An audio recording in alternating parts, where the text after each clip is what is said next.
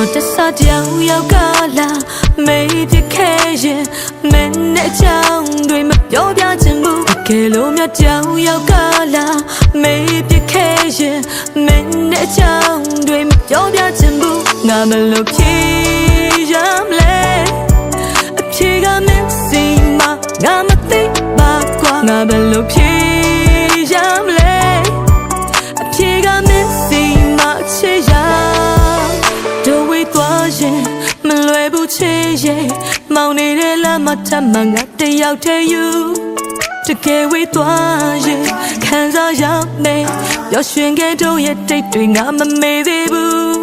နေဝင်လာလိုက်ပြန်ထွက်လိုက်ရင်ကိုဓာတ်နဲ့ထပ်ထပ်ဆိုင်ဒါကိုလက်ခံထားရငါလူမိုင်းနေချင်တော့လိုက်ပြန်တက်လိုက်ရင်ကိုသွားနဲ့ထပ်ထပ်ကိုင်ဒါကိုလက်ခံထားရငါလူမိုင်းသစ္စာရှိသူတိုင်းကြွက်ကမြဲရဲ့ဖောက်ပြန်နေသူတိုင်းကြွက်ကပျော်ရွှင်မှုဒါကိုလက်ခံချင်မှုတရားမမျှတာပါဘူးတို့တဆကြောင်ရောက်ကလာမေးပြခဲ့ရင်မင်းနဲ့ချောင်းတွေမပြောပြချင်ဘူးတကယ်လို့မြတ်ကြောင်ရောက်ကလာမေးပြခဲ့ရင်မင်းနဲ့ချောင်းတွေမပြောပြချင်ဘူးငါမလို့ဖြေရမလဲ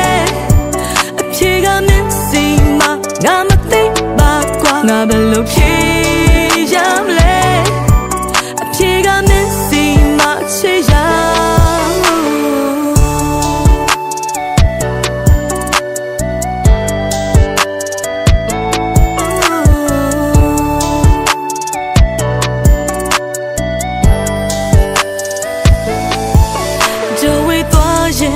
မလွယ်ဘူးချွေရဲ့မောင်နေတဲ့လမ်းမှာတမငါတယောက်တည်းယူ